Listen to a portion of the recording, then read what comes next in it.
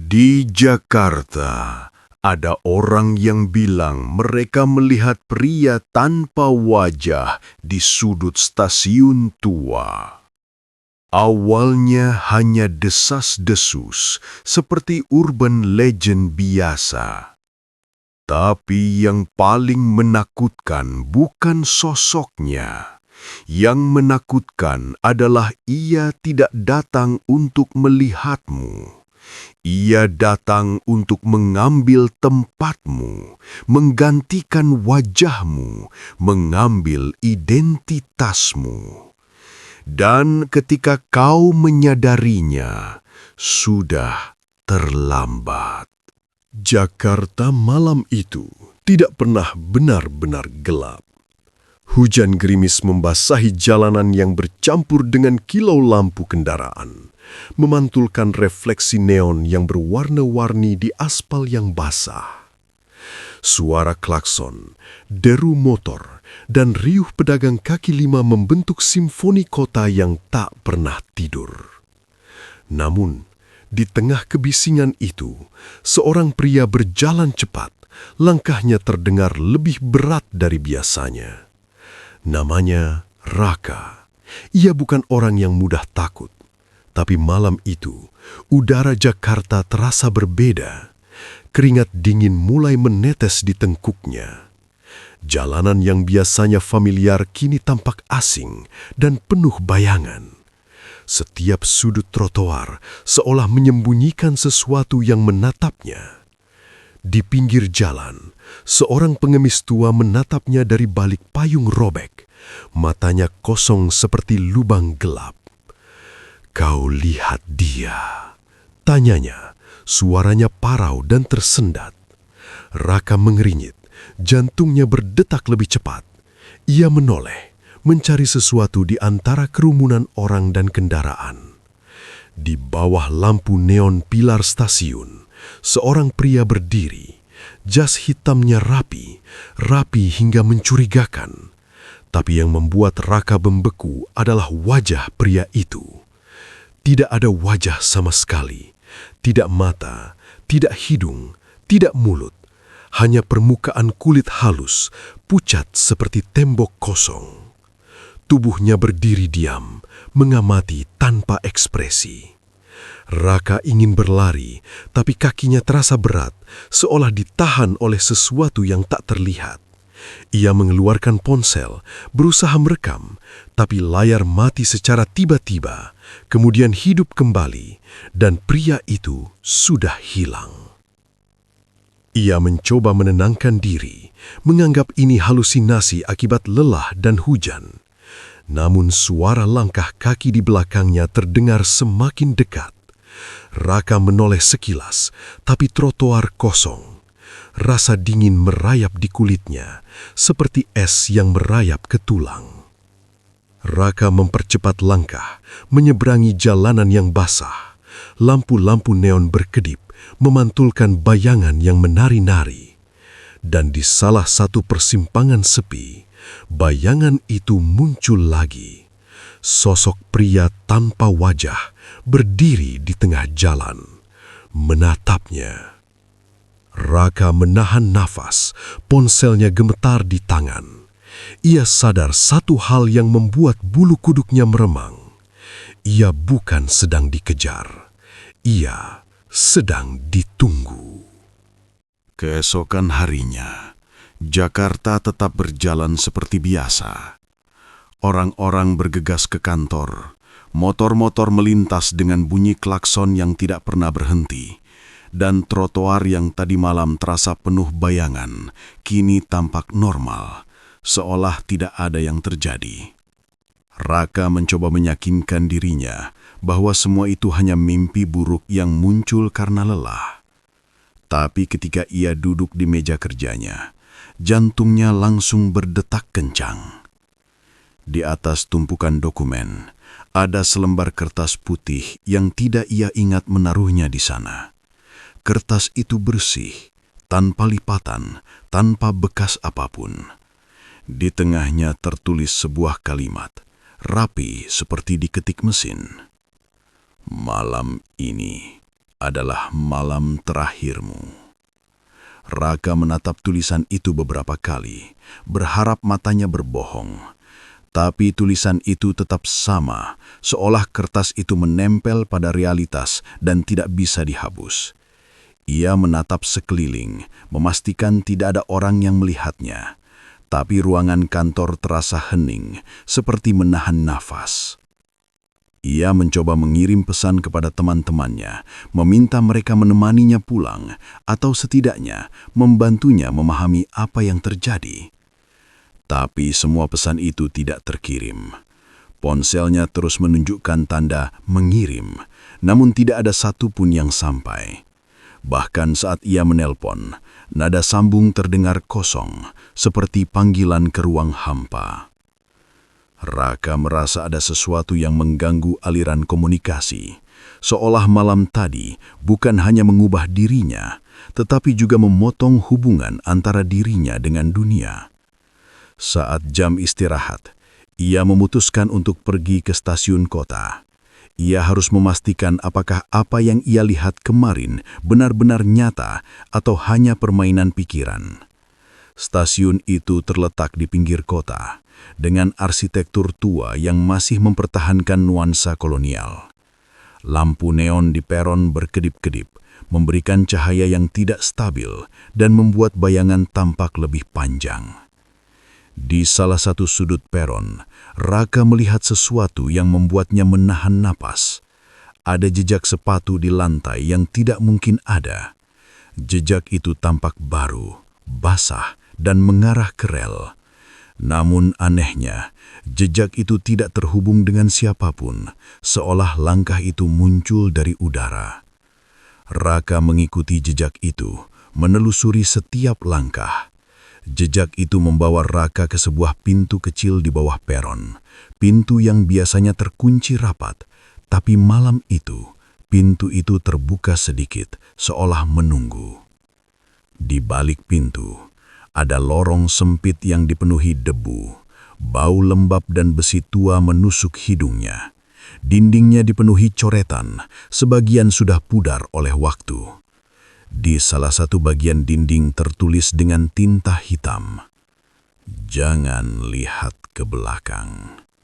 Raka merasakan bulu kuduknya berdiri. Ia tahu, entah bagaimana, peringatan itu ditujukan kepadanya.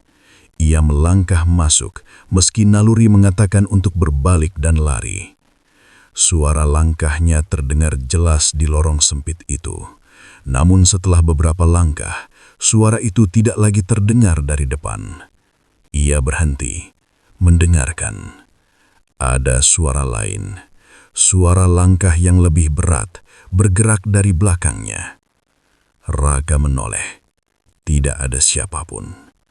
Tapi ia merasa seperti sedang diikuti, seolah ada sesuatu yang bergerak tepat di belakangnya, namun tidak terlihat oleh mata. Ia mencoba mempercepat langkah, tetapi lorong itu seolah memanjang, tak berujung. Lampu di ujung lorong berkedip lalu padam, meninggalkan Raka dalam kegelapan yang pekat. Di saat itu, ia mendengar suara lembut, seperti bisikan dari balik dinding. "Raka." Nama itu diucapkan dengan nada datar, tanpa emosi. Raka membeku. Ia tahu suara itu bukan berasal dari manusia. Dan saat ia menyalakan senter di ponselnya, cahaya itu menyorot ke arah dinding, dan ia melihat sesuatu yang membuatnya hampir pingsan. Di dinding lorong, ada bekas wajah. Bukan gambar, bukan lukisan, bekas nyata, seperti permukaan kulit yang dicabut dari seseorang dan ditempel di tembok. Di tengahnya, tertulis yang terbentuk dari noda darah kering. "Aku menunggumu." Malam itu, Raka tak bisa tidur. Suara Jakarta yang biasanya menenangkan, kini terdengar aneh. Seperti bisikan samar dari jarak jauh. Suara kendaraan terdengar melambat. Hujan yang menetes di jendela terdengar seperti tetesan air dari langit yang terlalu berat. Ia berbaring di kasurnya, mencoba menenangkan diri, tapi tubuhnya tidak bisa diam. Ia merasa sesuatu mengawasinya dari sudut gelap kamar. Tiba-tiba, ponselnya bergetar di meja samping. Sebuah notifikasi masuk, video. Dengan tangan gemetar, Raka membuka video itu. Layar menampilkan dirinya sendiri sedang tidur. Kamera seolah dipasang di sudut kamar. Detik demi detik, Raka melihat sesuatu bergerak di sisi tempat tidurnya. Sesuatu yang dingin, diam, menatap. Sosok itu berdiri tegak, jas hitamnya rapi, tapi wajahnya kosong. Tidak ada mata, tidak ada hidung, tidak ada mulut. Hanya permukaan halus yang pucat seperti tembok. Raka menjerit, tapi suara itu tidak keluar. Tubuhnya membeku, nafasnya tertahan di tenggorokannya. Ponselnya tiba-tiba mati. Layar menjadi gelap. Lalu muncul tulisan dengan tinta hitam yang seakan melayang di udara. Wajahmu sudah tercatat. Raka memutar tubuhnya, mencoba melihat di belakang. Tidak ada siapa-siapa, tapi ia merasakan suatu kehadiran yang menempel di setiap gerakannya. Setiap bayangan di kamar tampak hidup. Bahkan bayangan tangannya sendiri tampak memanjang dan melingkari tubuhnya. Dengan usaha terakhir, Raka berlari ke cermin di kamar. Dan di sana terpantul sesuatu yang membuatnya membeku. Wajahnya hilang. Tidak ada mata, tidak ada hidung, tidak ada mulut. Hanya permukaan kulit halus yang pucat, kosong, tanpa ekspresi. Raka memukul cermin itu dengan kepalan tangan. Suara pecahnya kaca menggema, tapi wajahnya tetap sama. Tubuhnya gemetar hebat. Saat ia menjerit, suara itu tertahan di dalam tenggorokannya. Rasanya seperti seluruh dunia menelan suaranya. Di sudut kamar, bayangan itu mulai bergerak, lebih dekat, lebih cepat. Sosok tanpa wajah itu mengulurkan tangan, dan Raka merasakan sentuhan dingin menyusup ke dalam tubuhnya. Raka mencoba melawan, tapi tubuhnya seperti terikat oleh kekuatan yang tak terlihat. Sosok itu mencondongkan kepala, menatap dengan mata yang kosong. Raka merasa seluruh identitasnya sedang ditarik, disedot keluar dari tubuhnya. Ketakutan membuatnya hampir pingsan. Dan saat ia menutup mata, berharap semua ini hilang, ia merasakan sesuatu yang mengerikan. Wajahnya kembali, tapi bukan untuk dirinya. Wajah itu melekat pada sosok tanpa wajah yang kini berdiri di tengah kamar dengan ekspresi yang masih kosong. Namun wajah Raka telah menempel di sana. Raka kini hanya kosong. Tubuhnya tetap hidup, tapi jiwanya seperti hilang, tertelan oleh kekuatan yang lebih tua daripada kota ini. Ia tahu satu hal dengan pasti. Pria tanpa wajah bukan mengambil hidup. Ia mengambil identitas, dan Raka sudah menjadi miliknya. Keesokan pagi, Raka bangun dengan tubuh yang lemas. Ia merasa seperti habis berlari dalam mimpi buruk sepanjang malam. Namun yang paling mengerikan bukanlah kelelahan itu, melainkan rasa hampa yang masih melekat di wajahnya. Saat ia menatap cermin, ia berharap menemukan dirinya kembali. Tapi yang ia lihat adalah kulit halus tanpa fitur. Seolah cermin itu menolak memantulkan identitasnya. Raka berusaha bicara, namun suaranya serak seperti tersedak. Ia menyadari ia masih hidup, tapi ada sesuatu yang hilang. Bukan hanya wajahnya, tapi perasaan menjadi manusia. Ia merasa dirinya seperti boneka yang bergerak mengikuti aturan yang ditetapkan oleh sesuatu yang lebih besar. Di ruang tamu, di atas meja, ada sebuah buku tua yang sebelumnya tidak pernah ada. Kulitnya hitam, berdebu, dengan tulisan emas yang hampir pudar. Raka mendekat dan membuka buku itu. Di halaman pertama tertulis daftar nama, banyak nama. Sebagian sudah dicoret, sebagian lagi masih utuh. Di salah satu baris ada nama Raka dan di sampingnya tertulis tanggal hari ini. Di bawahnya sebuah kalimat tertulis dengan tinta merah tua. Waktu habis, 24 jam. Raka merasakan jantungnya berdegup kencang. Ia mencoba memutar telepon, tapi layar hanya menampilkan jam yang berhenti. Semua waktu di sekitarnya seolah membeku. Ia tidak bisa mengirim pesan, tidak bisa menelpon, bahkan alarm pun tidak berbunyi. Seperti kota Jakarta sendiri menahan napas, menunggu sesuatu. Raka memutuskan mencari bantuan. Ia keluar rumah, berjalan di tengah hujan yang tiba-tiba turun deras. Jalanan masih ramai, tapi orang-orang tampak tidak melihatnya. Mereka seperti berjalan melewati udara kosong.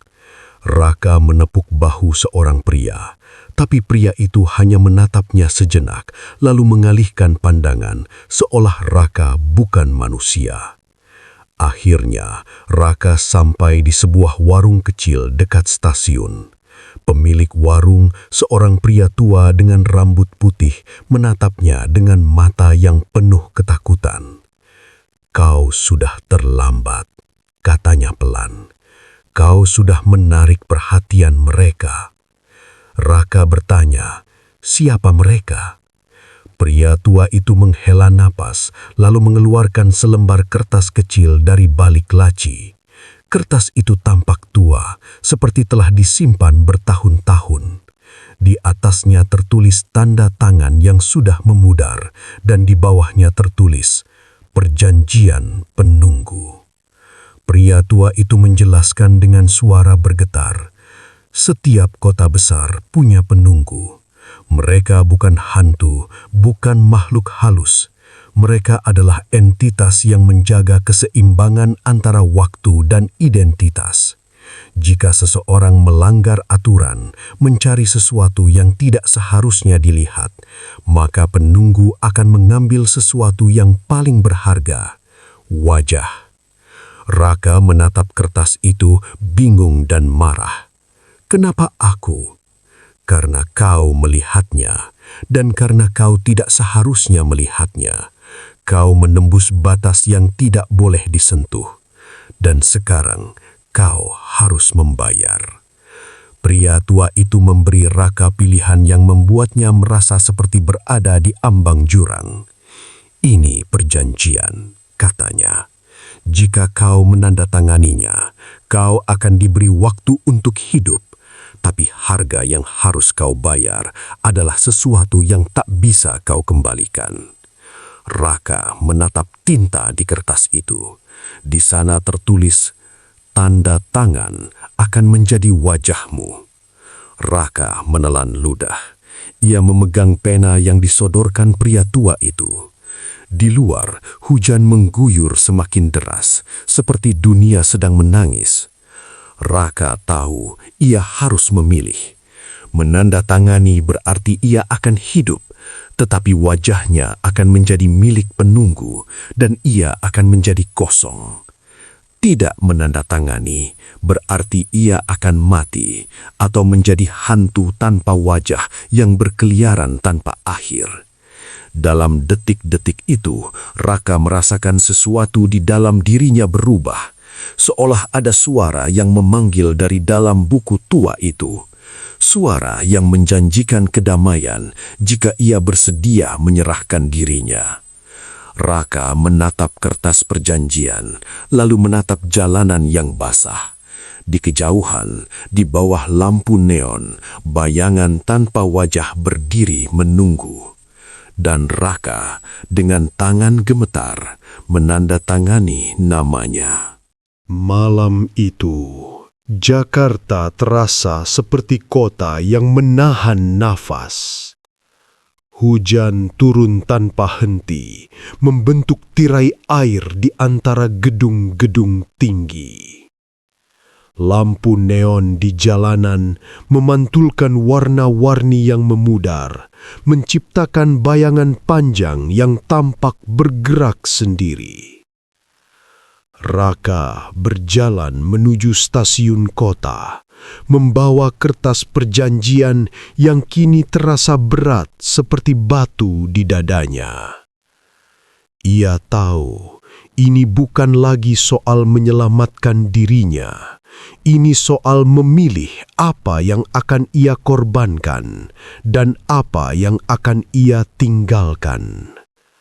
Setiap langkahnya terdengar seperti detak jam raksasa, menghitung mundur waktu yang tinggal sedikit. Saat Raka tiba di peron, suasana di sana seperti ruang hampa. Tidak ada orang, tidak ada suara kereta, hanya lampu neon yang berkedip lemah. Di tengah peron, sosok pria tanpa wajah berdiri tegak. Jas hitamnya bersih, rapi, seolah tidak pernah tersentuh hujan. Ia menatap Raka tanpa gerak, tanpa ekspresi. Raka menahan nafas. Kertas perjanjian di tangannya bergetar. Ia merasakan bahwa malam ini bukan hanya miliknya. Ini milik penunggu yang selama ini mengintai. Ini perjanjian, kata Raka, suaranya serak. Aku menandatanganinya, sekarang kau harus menepatinya. Pria tanpa wajah tidak menjawab, namun bayangan di sekeliling peron tiba-tiba berubah. Lampu neon berkedip lebih cepat dan udara terasa lebih dingin, seperti masuk ke dalam freezer besar. Di tanah, jejak sepatu muncul lagi, mengelilingi Raka seperti lingkaran ritual. Di tengah lingkaran itu muncul sebuah cermin besar. Cermin itu berdiri sendiri, tanpa bingkai, seolah muncul dari udara. Di permukaannya, Raka melihat pantulan dirinya. Tapi pantulan itu bukan seperti yang ia harapkan. Wajahnya jelas, namun berbeda. Seolah ia bukan manusia lagi, lebih seperti patung yang dibuat dari tanah liat. Mata yang kosong, bibir yang kaku, ekspresi yang tidak berubah. Wajah itu tampak seperti wajah seseorang yang sudah lama mati. Raka merasa perutnya mual. Ia mencoba mundur, namun langkahnya tertahan.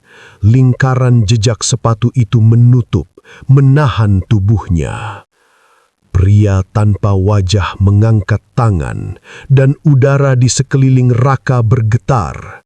Raka merasakan sesuatu menyusup masuk ke dalam tubuhnya, seperti tangan yang meraba dari dalam, mengambil sesuatu yang tidak bisa ia lihat.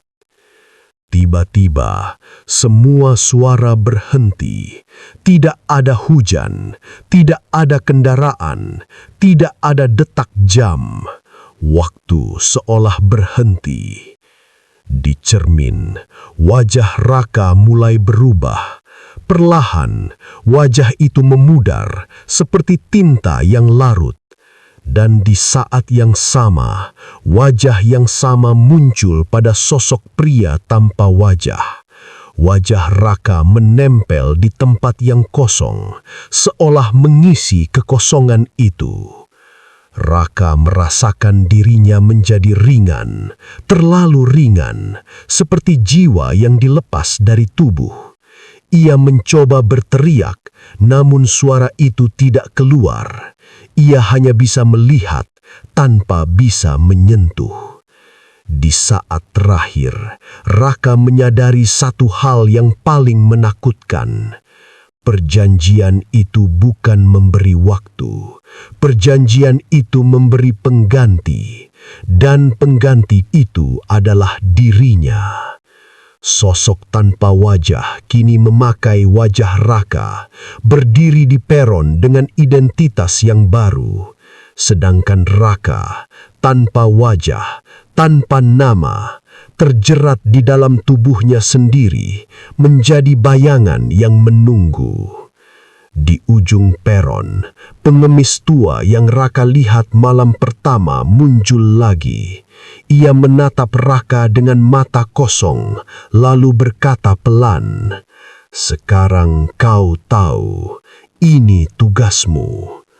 Raka mencoba menatap balik, namun ia tidak punya mata lagi. Ia hanya bisa melihat tanpa bisa menyentuh. Di ujung peron, pria tanpa wajah baru mulai berpatroli. Dan malam itu, Jakarta terus berjalan. Satu hal tetap sama, lampu neon yang berkedip. Dan malam itu, pria tanpa wajah baru mulai berpatroli. Itulah cerita malam terakhir pria tanpa wajah. Aku tak tahu apakah dia hantu atau sekadar bayangan kota yang terlalu gelap. Tapi sejak malam itu, aku tidak pernah lagi merasa aman di depan cermin. Karena setiap kali aku menatap wajahku, aku merasakan ada yang menatap balik dan bukan wajahku. Hanya kegelapan tanpa bentuk, menunggu saatnya menggantikan siapapun yang berani melihat. Jangan mencari hal yang seharusnya tidak terlihat. Beberapa batas ada untuk alasan. Ketika kita memaksa membuka rahasia yang tersembunyi, kita bukan hanya menghadapi bahaya, tapi bisa kehilangan identitas dan diri kita sendiri.